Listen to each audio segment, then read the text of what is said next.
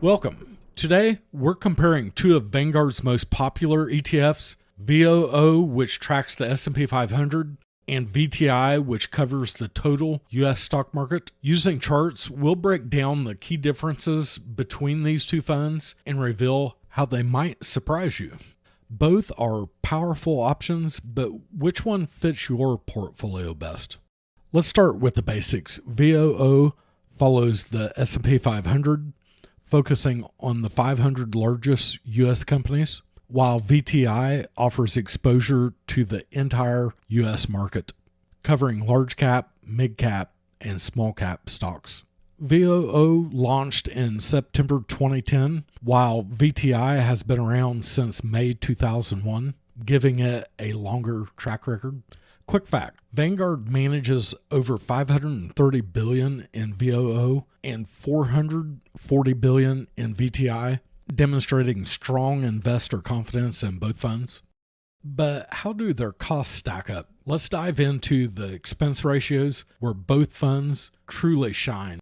Both VOO and VTI are passive index funds, meaning they track their respective indexes without active management. This passive strategy is not only simple, but also cost efficient. Both VOO and VTI have an ultra-low expense ratio of just 0.03%. That's $3 per year for every $10,000 invested. Exceptional value for long-term investors. Now here's something to consider. VOO focuses on the largest companies in the U.S., giving it an average market cap of $316 billion. In contrast, VTI covers the entire U.S. market, including mid and small cap stocks, resulting in a lower average market cap of $195.5 billion. So how do these differences impact our investments? Let's take a closer look. This brings us to the large cap blend VOO, which holds around 504 companies, all large cap, while VTI includes 3,653 companies across large, mid, and small caps. This means VTI offers more diversification while VOO is laser focused on the largest U.S. companies. Let's break down the top holdings of each fund. In VOO, the top 10 holdings, including Apple 7%, Microsoft 6.5%, NVIDIA 6.2%, Amazon 3.5%, Meta 2.4%, Alphabet combined 3.7%, Berkshire Hathaway 1.8%, Eli Lilly 1.7%, and Broadcom 1.5% make up approximately 34.2% of the ETF's total weight. This means VOO is highly concentrated in large tech and relies heavily on the performance of these major companies. Now let's look at VTI's top 10 holdings. Since VTI is the total U.S. stock market, it holds the same top 500 companies as VOO, including big names like Apple, Microsoft, the same top 10, but at slightly lower weights. In VTI, the top 10 holdings account for about 29.8% of the fund, compared to VOO's higher concentration in these large cap stocks. Essentially, VOO focuses on concentrated strength in a few key players, while VTI spreads the risk across a broader market, including companies that are often under the radar. Here's where the overlap comes into play. There's an 87% overlap between the two funds. That means VOO's 504 stocks are all part of VTI, giving you exposure to the largest companies in VOO, plus a broader range of mid and small cap stocks with VTI. But there's a 13% difference. This is the portion of VTI that VOO doesn't cover. That extra 13% is made up of mid and small cap stocks, which can provide additional growth opportunities. Now let's look at the breakdown between large, mid, and small caps, as well as value, blend, and growth stocks. VOO is heavily concentrated in large cap stocks with 82% of its holdings in large caps, while VTI holds 72%. Allowing for more exposure to mid and small cap companies. In terms of style, VOO leans heavily on blend stocks, around 50%, while VTI holds slightly fewer at 48%. VTI also provides a more balanced approach with more value stocks, 29% versus VOOs at 28%, and growth stocks, 23% for VTI and 22% for VOO. This gives VTI an edge, offering more balance and diversification for investors seeking a broader spread of companies. Looking at the chart, VOO has more exposure to large cap blend stocks at 41% compared to VTI's 36%. VTI also has more exposure to small cap growth and small cap value stocks, which adds a layer of diversification VOO doesn't offer.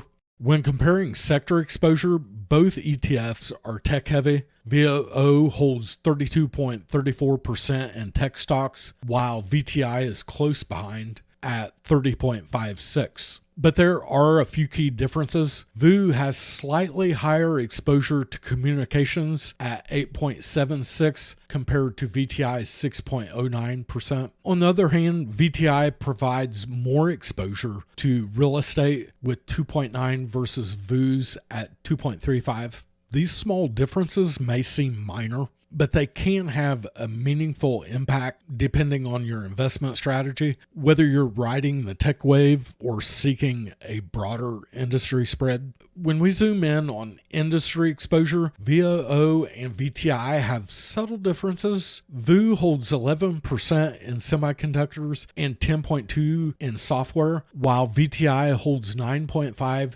and 9.7% respectively. So far, neither is a clear winner. Both VOO and VTI perform exceptionally well, but how do they stack up in different scenarios? Let's run a few back tests. Since VOO was launched in 2010, I used VFIAX, the Vanguard Index Fund Admiral shares, which tracks the same S&P 500 index as VOO, to cover performance dating back to 2001 for a more complete historical comparison. Here is where we start to see the difference between VOO and VTI. If you had invested $10,000 in both funds back in 2001, the results show some interesting differences. VOO, tracking the S&P 500, would have grown to an impressive $71,129. That's more than a sevenfold increase in your investment, showing the power of the S&P 500 large cap stocks over the years. However, here's where it gets even more interesting. VTI, with its broader exposure to the entire stock market, including mid and small cap companies, would have slightly outperformed, growing to $75,042. While this may seem like a small difference, that extra growth reflects VTI's ability to capture not only the big players, but also the growth potential in small and mid-sized companies. Over time, this broad exposure has provided a slight advantage, adding a few $1,000s more to your overall return.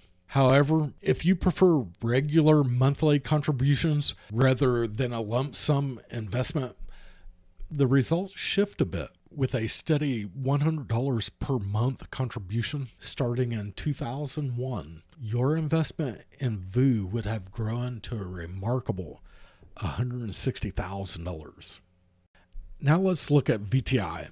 While VTI slightly outperformed in the lump sum scenario, in this case, it would have grown to $156,578, just a bit less than VOO. This difference highlights the fact that for regular monthly contributions, VOO, which is focused on large cap companies in the S&P 500, performs slightly better. The larger, more established companies in VOO have provided a bit more stability for consistent contributions over time.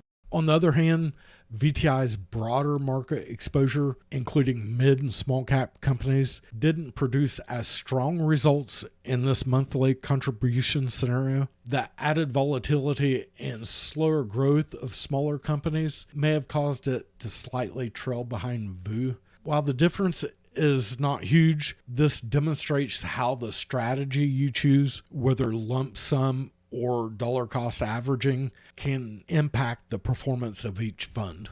For investors making regular monthly contributions, VOO's performance edges out VTI, showing that large cap stocks might provide more steady returns in this context. Now let's discuss dividends. Both VOO and VTI offer quarterly dividends, with VOO yielding 1.23% and VTI close behind at 1.22%. Given the overlap in their holdings, these yields are similar. However, VTI's inclusion of mid and small cap companies may offer slightly more diversified dividend growth over time, as smaller companies tend to grow their payouts as they mature. Still, both ETFs focus primarily on capital appreciation, with dividends being a nice bonus. Now let's compare the value and growth measures. VTI tends to offer slightly better value with a PE ratio of 22.33 versus VOO's 22.86. Similarly, VTI also has a lower price to book at 3.83% compared to VOO's 4.22%. Across the board, VTI looks more attractive in terms of value.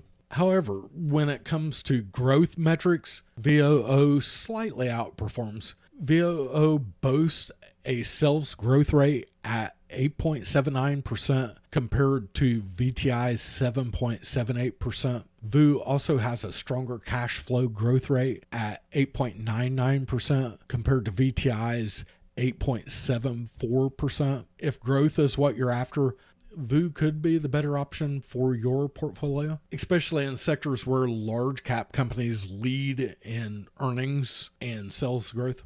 So what's the final verdict? Both VOO and VTI are excellent long-term investment options, but they cater to slightly different strategies. VOO is more focused on the largest U.S. companies, offering a more concentrated portfolio with exposure to the market's biggest players.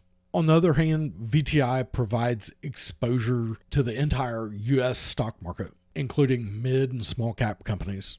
This broader diversification makes VTI a better fit for investors looking for comprehensive market coverage, capturing growth from smaller companies that have room to expand. In terms of performance, VTI slightly outperforms VOO in lump sum investment back in 2001, while VOO tends to be better with monthly contributions. Additionally, VTI offers better value based on valuation ratios, while VOO shows stronger growth metrics in terms of sales and cash flow. Ultimately, neither ETF is a better choice. It all comes down to your investment goals. If you want broad market exposure, VTI may be your go-to. If you prefer concentrated exposure to the biggest players in the market, then VOO could be the better option for you. If this comparison gave you new insights into VOO and VTI, hit the like button and make sure to subscribe for more ETF deep dives and smart investing strategies with ETF fundamentals.